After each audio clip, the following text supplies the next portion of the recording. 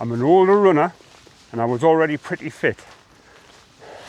But this week past, I went out and I smashed my Parkrun PB by 2 minutes and 45 seconds. And the truth is, you could too. Stick around and I'm going to break down exactly what I did that made the difference in what you could do too to get your Parkrun PB.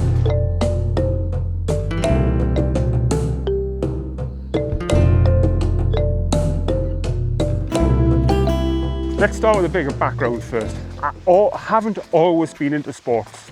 At 35, I was a big lad, 20 stone, really unfit, and I decided then I needed to do something. Started off going to the gym a bit, you know, a few minutes here and there on bits of kit, bit of weights. Ended up entering a race as part of a gym challenge. That got us into running. Running moved us into triathlon. Triathlon moved us into Ironman. Then I hit a brick wall with a bit of long COVID, went back to the drawing board, couched a 5k and built up my running, and now I'm into ultra running. So as I say, most people don't believe it, but I haven't always been into sport. Tell you what first, what I didn't do. I didn't go down and race parkrun every week, you know, trying to nibble away at it. That might work when you're young, when you just started running and all that, you can chip away quite successfully by doing successive parkruns. But as an older athlete, I needed to give a bit of a time between that first attempt and my second attempt at the parkrun. So I just didn't go back to parkrun until it was set on my plan, give it a go. Also my plan, there's a lot of plans out there for a faster parkrun, but if you look at them, most of them are aimed at the younger runner. You know, 3 workouts a week, 6 runs a week, you know, strength sessions on top of that. I'm an older runner, I'm coming up for a significant birthday. That was no good for me. And as I say, I didn't train 6 and 7 days a week. You know, I trained 4 days a week. You know, I'm older, I need to recover. And I didn't do endless workouts. I didn't stack workout on workout. I kept to what you'd call 2 workouts a week. No stacking of workouts on workouts. So basically, a really hard, fast workout on the treadmill and a sub-threshold, which is not rock hard, but it's enough to stimulate progress, and then every other week I hiked some strides in. So I didn't stack loads of workouts. What I did do is I planned it out. I put an 8-week plan, which became a 9-week plan because I had a week's holiday. I'm just keeping an eye on the dog here. I planned it, because I'm an older runner, I planned that plan. Planned that plan? Makes sense. The plan was based around recovery. I smashed in a recovery day, no training at all. I put in 2 other days where it was optional, a little bit of light cross training or a recovery day. And during the plan, 50% of them, or maybe more, were took as recovery days. I made sure I kept the easy workouts easy. So Monday I did an easy trail run. At the weekend it was an easy longer run. So I made sure I nailed them in zone 2. As I said, weekend was a long run. I maintained my long run. I think a long run, no matter what distance you're training for, is the foundation of a good plan. As I alluded to before, at least every other week, I added a set of strides on the end of my easy run, some easy speed, to get your legs used to turning over a bit. You know, strides are one of the best things you can add to your workout to make a bit of difference. I tried to add as much strength and mobility as I could. As an older runner, as an older athlete, I'm not as supple as I used to be. I ache when I get up in the morning. So I made sure I focused on mobility. So I did some physio exercises each week if I could. I did a basic mobility program, and then I added in strength workouts where I could. Strength and mobility are a good foundation to have as an older runner.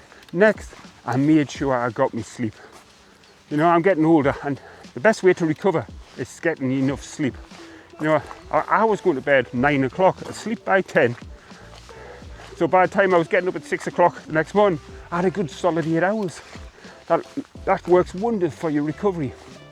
My diet, I made sure I ate well. During this process now, I've lost a stone. You know, I made sure I ate well, stayed away from the processed food, still had the stuff I enjoyed, still enjoyed a few beers, but I tried to make sure I nailed the protein. As an older athlete, protein is a great foundation for running. Then I also made sure I nailed the carbs to fuel my training, which brings us up to the prep for the parkrun itself, for my attempt to smash my PB. I made sure I got a good night's sleep the night before, getting up rested the next day. I actually got up a good couple hours before the race and had a good solid breakfast. As I said on the race day video, it was a banana omelette and a bottle of Lucozade. Don't mock it till you've tried it. But I made sure I went into the race fueled, and that actually started the night before. The night before the race, I made sure I had good evening meal. So I went to bed with my glycogen stores stocked up. Just look at me dog in a puddle. Have you seen her? Look at this, she's going to go straight in them puddles. What do you think you're doing? Look at that, straight in the puddles. This is what you get when you get a Labrador, folks.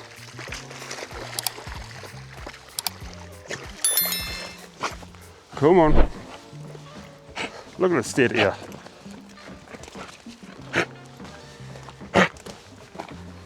The kit I chose for the day are optimised for me for the race. I can't get away with plated shoes. I have regular problems with plantar fasciitis and they're just too severe on my feet. But I did go for a pair of traditional lightweight racing shoes. For me, Saucony Kionos. I wore a nice comfortable kit that I was used to. I carried my water in my hand rather than wear my normal hydration pack. Because I know it's only 5k, but I'm a big lad and I like to sip water on the way around. I made sure I got sufficient warm up before the parkrun as well. I did at least 3 kilometers of easy running, did a few strides as part of the warm up, and I did some mobility exercise to make sure my hips were nice and loose, my glutes were firing. I did everything I could to prep for the start of the run. So the parkrun itself, I set everything up on my watch beforehand, the strategy of what it was going to be. So what I wanted to do is the first kilometre, I wanted to go out at 4:40 pace. That first kilometre, it gives your heart rate a chance to steady out down without overdoing it. I wanted to go for a set pace for that first kilometre. So that's what I had in my watch, pace for the first kilometre. Then kilometres 2 to 5, I didn't have pace on at all. All I had was heart rate. I set my heart rate target to about 154. For me, that's really high. You know, that's me pushing the limit as much as I can for 5k. As I said, I'm getting older, my heart rate's not as high as it used to be. But during that 4k, I didn't have any indication of how fast I was running on my watch. Otherwise, I might have sped up and gone pop, or I might have slowed down. Well, I didn't need to slow down. So I only had heart rate. And again, at the splits, I just had the splits tell us how many kilometers I'd done, not how fast I'd done it. So I was just focusing on running by the effort, running by my heart rate. As I say, 154 is me running on the limit. My maximum is about 168. So that allowed us in the last kilometre to start pushing the heart rate up, getting towards that maximum. So I knew when I crossed the line, I left everything out there. And by the end, I had nothing left in the tank. I was totally spent. The result was 23:47. That gives us an age-graded percentage of 66.9% almost.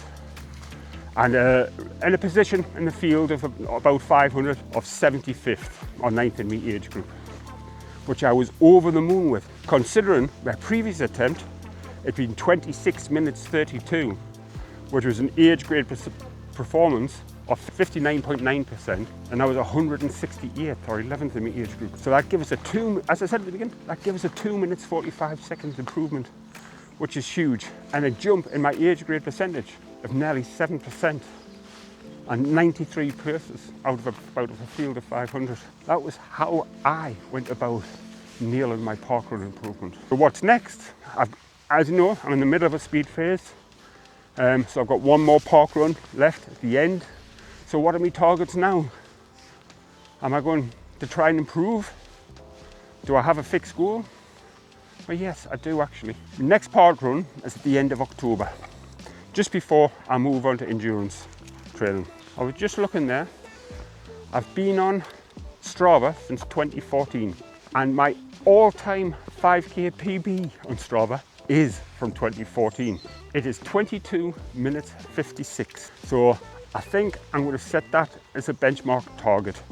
My next park run, I want to beat my Strava all-time 5k PB. Yes, I've ran 5k's faster than that when I was a member of a running club. I say 5k's weren't a thing, but I used to run just over 40 minutes for the 10k, so I've probably done 5k's faster than that 22:56. So that is my target, 22:55, which will require a 52-second improvement, or roughly another 10 seconds per kilometre. So watch this space. Right, so just to recap, 1, set yourself a challenge, a goal. 2, choose an age-appropriate plan. Just don't choose a generic one that's aimed at people in the 20s and 30s. 3, make sure you recover well. Recovery is the key, especially as you get older. 4, nail your nutrition. Eat right, get your protein up. 5, get enough sleep. Sleep is key to recovery. 6, I've got enough fingers. 6, prep well for the race. Nail everything you need to nail beforehand, from morning breakfast to the kit you're going to wear to your pre-race warm-up. 7, have a race execution plan. And 8, stick to it. And finally, 9, have fun. And as I said at the beginning, age shouldn't be a barrier. You may think that your glory days are behind you, but you can do it too. Remember, age shouldn't get in the way of a great challenge. Go out there and challenge yourself. Stay strong, keep moving, and you too can still be in the race. Later, folks.